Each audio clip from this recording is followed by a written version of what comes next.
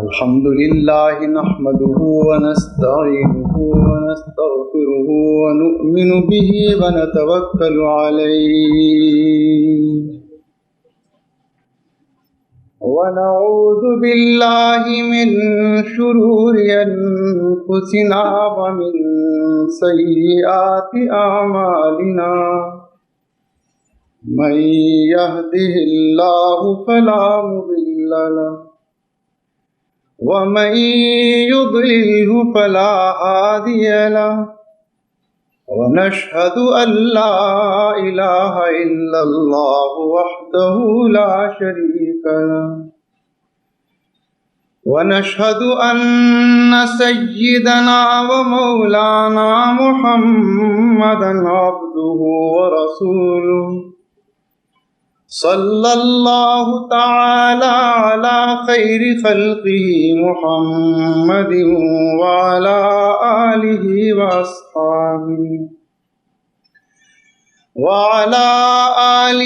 وأصحابه وأزواجه وذرياته أجمعين. أما بعد فأعوذ بالله من الشيطان الرجيم. بسم الله الرحمن الرحيم.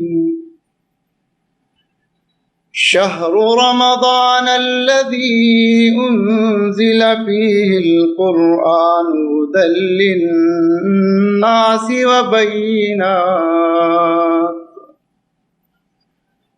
هدى للناس وبينات من الهدى والفرقان فمن شهد منكم الشهر فليصم ومن كان مريضا أو على سفر فعدة من أيام أخر يريد الله بكم اليسر ولا يريد بكم العسر ولتكملوا العدة ولتكبروا الله على ما هداكم ولعلكم تشكرون.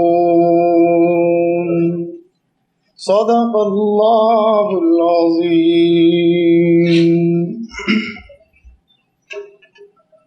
قابل صد احترام حضرت مولانا محی الدین منیری صاحب، میرے بزرگ اور ہم سب کے بزرگ ڈاکٹر عبداللہ عباس ندوی صاحب، محترم جناب ابو الامتیاز عین سین مسلم صاحب، میرے دوست جناب منیری صاحب، محتشم عبدالباری صاحب، حاضرین محترم، میرے بھائیوں اور بہنوں، یہ اچھا کیا منیری صاحب نے کہ اسٹیج ادھر رکھا اور گھڑی ادھر رکھی تاکہ کوئی تقریر کرنے والا حد ادب سے آگے نہ نکل سکے. وہ ایک آدمی نماز نہیں پڑھتا تھا، بڑی مشکل سے اس کو نماز پر آمادہ کیا گیا. بدرجہ مجبوری دوستوں کے اصرار کی وجہ سے بیچارہ مسجد پہنچ گیا. مولوی صاحب کچھ زیادہ موڈ میں تھے، انہوں نے سورہ بقرہ شروع کی تو سورہ بقرہ آپ کو معلوم ہے کہ 2.5 پاروں پر مشتمل. بقرہ کے معنی معلوم ہے آپ کو کیا ہے؟ گائے کے ہوتے ہیں، گائے یا بیل کے. تو وہ بیچارہ جوں توں کر کے نماز میں پھنس تو گیا، جیسے آج آپ کچھ پھنس گئے یہاں پر.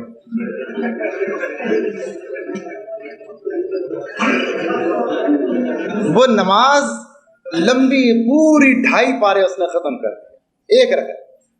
بڑی مشکل سے اللہ اکبر کہہ کر رکوع سجدہ ہوا. مگر اب بقرہ کے معنی گائے کیا ہوتے ہیں؟ جب دوسری رکعت شروع کی تو مولوی صاحب نے شروع کر دی سورۃ الفیل. فیل کہتے ہیں ہاتھی کو. جیسے انہوں نے شروع کی اس نے نماز توڑی بھاگ گیا بس. کہنے لگے بھائی سورہ فیل تو بہت چھوٹی. کہنے لگے کہ جب بقرہ جو تھی اتنی بڑی تھی تو یہ تو ہاتھی ہے. بہرحال میں آپ کا وقت نہیں لوں گا اور انشاءاللہ سورۃ الفیل تک ہی محدود رکھوں گا. منیر صاحب کو پرچی بھی دینے کی ضرورت محسوس نہیں ہوگی. محترم حضرات، میں سب سے پہلے آپ کی اس انجمن جو کہ آپ اسٹڈی سرکل بھٹکل مسلم جماعت دبئی ہے، میں اس کا دل کی گہرائیوں سے شکریہ ادا کرنا چاہتا ہوں کہ آپ اکثر مجھے اس کا موقع دیتے ہیں کہ میں اپنے خیالات کا اظہار کروں اور مجھے اس سعادت میں آپ شریک کرتے ہیں. خاص طور سے میں منیر صاحب کو بہت مشکور ہوں کہ وہ اس میں میری بڑی ہمت افزائی کرتے ہیں. اللہ تعالیٰ ہم سب کے مل بیٹھنے کو اپنی بارگاہ میں قبول فرمائے. آج موضوع رکھا گیا ہے استقبال رمضان، مگر جب منیر صاحب نے استقبال کیا اس وقت معلوم ہوا کہ آج کا موضوع استقبال رمضان ہے. اس لیے میں نے اسی وقت اللہ نے ذہن میں میرے بات ڈالی کہ میں اس آیت کی تلاوت کروں جو رمضان سے متعلق. اس کا ترجمہ سب سے پہلے میں آپ کے سامنے عرض کر دوں. اللہ تعالیٰ نے ارشاد فرمایا ہے کہ رمضان وہ مہینہ ہے جس میں اللہ نے قرآن نازل کیا جو تمام انسانیت کے لیے رہبر و رہنما ہے، اور اس رہنمائی کے اصول واضح ہیں. وہ حق و باطل کے درمیان فرق کرنے والا ہے. لوگوں تم میں سے جو بھی اس مہینے کو پائے وہ اس میں ضرور روزے رکھے. اس کو چاہیے کہ وہ روزے رکھے. اگر کوئی تم میں مریض ہو یا کوئی مسافر ہو تو اپنی مدت بعد میں پوری کر لیں. اللہ تم پر آسانیاں چاہتا ہے، اللہ تم پر مشکل نہیں چاہتا. وہ چاہتا ہے کہ اس مدت کی تکمیل کر لیں اور وہ یہ چاہتا ہے کہ تم اللہ کا شکر ادا کرو. صدق اللہ مولانا العظیم. یہ اس آیت کا ترجمہ ہے. محترم حضرات، جیسا کہ ابھی حضرت مولانا ندوی صاحب نے ارشاد فرمایا کہ نبی کریم صلی اللہ علیہ وسلم نے خود رمضان کا استقبال فرمایا. ایک دن صحابہ کرام رضوان اللہ تعالی علیہ مجمعین کو جمع کر کے فرمایا کہ لوگوں، تم پر ایک بہت عظیم مہینہ سایہ فگن ہے جس کی راتیں بھی برکت والی ہیں، جس کے دن بھی برکت والے ہیں. اولہ رحمت واوسطہ مغفرۃ وآخرہ عتق من النار، کہ جس کا پہلا 10 دن یعنی پہلا عشرہ اللہ کی رحمت ہے، دوسرا عشرہ گناہوں سے معافی کا ہے، اور تیسرے آگ سے نجات کا ہے. فرمایا کہ شہر مواسات ہے. یہ ایک ایسا مہینہ ہے کہ ہمدردی کا ہے، غم گساری کا ہے. اس میں جو بھی اللہ تعالیٰ کے لیے اس کی رضا کے لیے عمل کیا جاتا ہے تو اللہ تعالیٰ اس کو 70 گنا بلکہ اس سے بھی زیادہ بڑھا دیتا ہے. اس میں شیاطین اور ان کی صلاحیتوں کو بند کر دیا جاتا ہے. یعنی جو نیکیوں کی طرف آنا چاہے شیطان اس کا کچھ نہیں کر سکتا، جو نہیں آنا چاہے تو اس کا تو کوئی بھی کچھ نہیں کر سکتا. بہرحال شیاطین کی قوتوں کو محدود کر دیا جاتا ہے، ان کو باندھ دیا جاتا ہے. یہ وہ مہینہ ہے فرمایا کہ تم پر سایہ فگن ہے. لوگوں تم تیاری کرو. الشعبان لی والرمضان للہ. لوگوں یاد رکھو کہ شعبان میرا مہینہ ہے اور رمضان اللہ کا.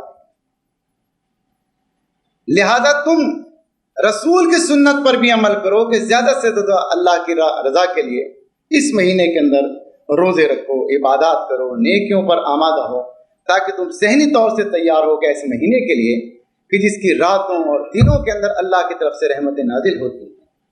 اس میں وہ رات بھی آتی ہے جو 1000 مہینوں سے زیادہ بڑھ کر عبادت ہے، جو 1000 مہینوں سے زیادہ بڑھ کر انا انزلناہ فی لیلۃ القدر وما ادراک ما لیلۃ القدر لیلۃ القدر خیر من الف الشہر تنزل الملائکۃ والروح فیہا باذن ربہم من کل امر سلام ہی حتی مطلع الفجر. اللہ فرماتے ہیں کہ یہ وہ رات کہ جس پر ہم نے قرآن کو نازل کیا، وہ ایسی رات ہے کہ جو 1000 مہینوں سے بھی زیادہ افضل و بہتر ہے. اس میں اللہ کے فرشتے نازل ہوتے ہیں، رات بھر سلامتی آتی ہیں، طلوع فجر تک اللہ کی رحمتیں نازل ہوتی رہتی ہیں۔ محترم خواتین و حضرات، یہ مہینہ جس کا آج آپ استقبال کر رہے ہیں، در حقیقت یہ اس کا مستحق ہے کہ آپ اس کا استقبال کریں، استقبال کی تیاریاں کریں، اللہ کی رحمتوں کو آپ آواز دیں، اس لیے کہ رمضان کی ہر رات میں اللہ تعالیٰ کی رحمتیں بندوں پر نازل ہوتی، لیکن خواہ لیلۃ القدر کا ذکر ہو، خواہ شہر رمضان کا ذکر ہو، بات کچھ اور کہی گئی۔ بے شک رمضان کو بڑی عظمت حاصل ہے، اس رات کو بڑی عظمت حاصل ہے جس کو ہم لیلۃ القدر کہتے ہیں، قدر کی رات، رحمتوں کی رات۔ لیکن رمضان میں یہ لیلۃ القدر کے اندر اس خاکے میں رنگ کون سی چیز بھرتی ہے؟ وہ ایک ہی چیز ہے، اور وہ ہے اللہ کا کلام قرآن کریم۔ فرمایا شہر رمضان الذی انزل فیہ القرآن، رمضان وہ مہینہ ہے کہ جس میں اللہ نے قرآن کو نازل کیا۔ انا انزلناہ فی لیلۃ القدر وما ادراک ما لیلۃ القدر لیلۃ القدر خیر من الف شہر، ہم نے اس قرآن کو نازل کیا ہے لیلۃ القدر کے اندر، اور وہ 1000 مہینوں سے زیادہ بہتر ہے۔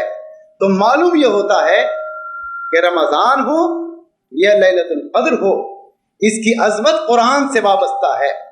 گویا یہ مہینہ رمضان نہیں بلکہ یہ رمضان قرآن کا مہینہ، قرآن کی رحمتوں کا مہینہ ہے۔ اس کے اندر قرآن کریم کی تلاوت بھی کی جائے، اس کو سمجھا بھی جائے، اس پر عمل بھی کیا۔ میں یہ سمجھتا ہوں کہ اگر کوئی استقبال رمضان ایک محض رسم ہو تو پھر بات نہیں بنتی۔ اصل چیز یہ ہے کہ ہم رمضان کو یہ محسوس کریں کہ اس میں قرآن نازل ہوا، قرآن کی وجہ سے اللہ نے اس مہینے کو عظمت عطا فرمائی، اسی کی وجہ سے اس آخری عشرے کو اللہ نے عظمت عطا فرمائی کہ جس کے لیے سرکار دو عالم صلی اللہ علیہ وسلم کمر ہمت کو باندھ لیا کرتے تھے اور فرماتے تھے کہ تم تیار ہو جاؤ، ایسی راتیں اور ایسے دن آنے والے ہیں کہ جس میں اللہ کی ہر رات رحمتیں نازل ہوتی ہیں، جس میں ہر رات اللہ پوچھتا ہے کہ میرے بندو، ہے تم میں کوئی بیمار کہ میں اس کو شفا دوں؟ ہے کوئی رحمت کا طلبگار کہ میں اس کی اوپر رحمتیں برساؤں؟ ہے کوئی مانگنے والا مجھ سے کہ جھولی پھیلا کر آئے اور میں اس کے دامن مراد کو پڑھ دوں؟ پوری رات اللہ کی طرف سے آوازیں آتی رہتی ہیں، لیکن سب کچھ صدقہ ہے قرآن کریم۔ محترم حضرات، اگر آپ غور فرمائیں تو یہ قرآن ہی ہمارا موضوع بنتا ہے، قرآن کریم ہی وہ ہے جو رمضان کا موضوع بنتا ہے۔ اسی کے اندر قرآن کریم کے لیے ہمیں وہ فکر پیدا کرنی چاہیے کہ ہم قرآن کریم کو پڑھ بھی سکیں، سمجھ بھی سکیں اور اس کے مطابق عمل بھی کر سکیں۔ اور ایک بات میں آپ سے عرض کر دوں کہ قرآن کریم وہ کتاب ہے اللہ کی کہ جو سرچشمہ ہدایت ہے۔ میرا اس بات پر یقین اور ایمان ہے کہ اگر کوئی شخص اس قرآن کریم کو گھول کر پی لے گا اس کو ضرور شفا ہو۔ میرا اس بات پر یقین ہے کہ اگر کوئی شخص اس قرآن کریم کو گھر میں رکھ لے گا تو بلائیں دور ہوں گی۔ میں اس پر ایمان رکھتا ہوں کہ قرآن کریم کی برکت سے نحوستیں بھی دور ہوتی ہیں۔ اس قرآن کریم کی برکت سے یہ بھی ہوتا ہے کہ ایک حرف پڑھتا ہے آدمی اور 10 نیکیاں ملتی ہیں۔ اس قرآن کریم کی برکت سے نحوستیں بھی دور ہوتی ہیں، بلائیں بھی دور ہوتی ہیں۔ اس قرآن کریم سے انسان اپنے اندر تبدیلیاں بھی پیدا کر سکتا ہے، لیکن قرآن کریم جس مقصد کو لے کر آیا تھا وہ مقصد عظیم یہ ہے کہ اس قرآن کو دل میں سجا کر اس کی شمع کو دل میں روشن کر کے دل کے اندھیروں کو دور کیا جائے، کائنات کے اندھیروں کو دور کیا جائے۔ میں سمجھتا ہوں کہ قرآن کا یہ مفہوم اگر ہمارے سامنے آ جائے تو یقیناً ہمارے سامنے پورا مقصد حیات بھی سامنے آ سکتا ہے اور ہماری زندگی کامیابی سے امکنان ہو سکتا ہے۔ قرآن کریم کے الفاظ اپنی جگہ پر تین، اس کے معنی اپنی جگہ پر حیثیت رکھتے ہیں اور عمل اپنی اعتبار سے اس کی ایک قدر و قیمت اور اس کا وزن۔ ایک چیز دوسرے کی اہمیت کو نہیں گھٹا۔ الفاظ قرآن ہیں یہ اپنی جگہ پر اہم ہے۔ بعض لوگ جو یہ کہہ دیا کرتے ہیں کہ صاحب قرآن کریم کو नौज़ बिल्लाह तोती की तरह रटने से क्या। मैं उन दोस्तों से कहा करता हूँ कि कुरान के लिए ऐसे नामुनासिब अल्फाज इस्तेमाल करना अच्छी बात है, इसलिए कि कुरान करीम के जिस लफ्ज़ों के लिए सरकार दो आलम हज़रत मोहम्मद रसूलुल्लाह सल्लल्लाहु अलैहि वसल्लम ने फरमाया हो कि एक हर्फ पढ़ने पर 10 नेकियां मिलती। फरमाया कि मैं नहीं कहता कि अलिफ लाम मीम एक हर्फ है, और मैं अलिफुन हर्फुन व लामुन हर्फुन व मीमुन हर्फ। अलिफ एक हर्फ है, लाम एक हर्फ है, मीम एक हर्फ है, और हर हर्फ के ऊपर अल्लाह की तरफ से 10 नेकियां मिलती हैं। तो अगर एक अलिफ लाम मीम कहने के बाद 10 नहीं बल्कि 30 नेकियों का वो मुस्तहिक बन जाता है। अल्फाज कुरान करीम अपनी जगह पर अहम है, बल्कि मैं तो ये कहा करता हूँ, गालिबन मैंने इससे पहले भी कुरान के मौजू पे यहाँ कोई तकरीर की थी, मैंने उसके अंदर ये बात बताई थी कि अल्फाज कुरान इतने कीमती हैं कि अगर अल्फाज कुरान की हिफाजत ना की जाती तो आज मानिय कुरान भी न जाने महफूज होते कि ना होते। अव्वल तो ये बात अल्लाह की तरफ से फैसला है, ये अल्लाह की तरफ से इरशाद है कि इन्ना नहनु नज़्ज़लना ज़िक्रा व इन्ना लहू लहाफ़िज़ून, बेशक कुरान को हमने नाज़िल किया, हम इसकी हिफाजत करें। और इसका लफ्जी तर्जमा में कुछ यूं किया करता हूं कि अगर आप लफ्जों के एतबार से देखें तो इस आयत का अजीब व गरीब तर्जमा सामने, इन्ना इसके माना होते हैं बेशक हम, और नहनु इसके माना भी होते हैं हम, ये ज़मायर है जमा मुतकल्लिम की, और नज़्ज़लना के माना होते हैं हमने नाजिल किया, ये भी जमा का सीगा है। तो इन्ना के माना बेशक हम, नहनु के माना बेशक हम, नज़्ज़लना के माना यह है कि बेशक हमने नाजिल किया। अब अगर इसका उर्दू में हम तर्जमा करते हैं तो सिर्फ ये तर्जमा नहीं होगा कि बेशक हमने कुरान को नाजिल कर दिया, बल्कि इसका तर्जमा उर्दू में यूं होगा कि बेशक हमने, हमने ही इस कुरान को नाजिल, मतलब इसमें कोई शक व शुबा नहीं होना चाहिए कि कुरान करीम जैसी अजीम किताब के अंदर किसी भी तरह का कोई शक लाया जाए, इसलिए कि इसकी बुनियाद तो यकीन पर रखी गई। ज़ालिकल किताबु ला रैब फीह, वो किताब है कुरान करीम की इसमें कोई शक व शुबा नहीं। मुराद ये है कि इसमें शक किया नहीं जा सकता।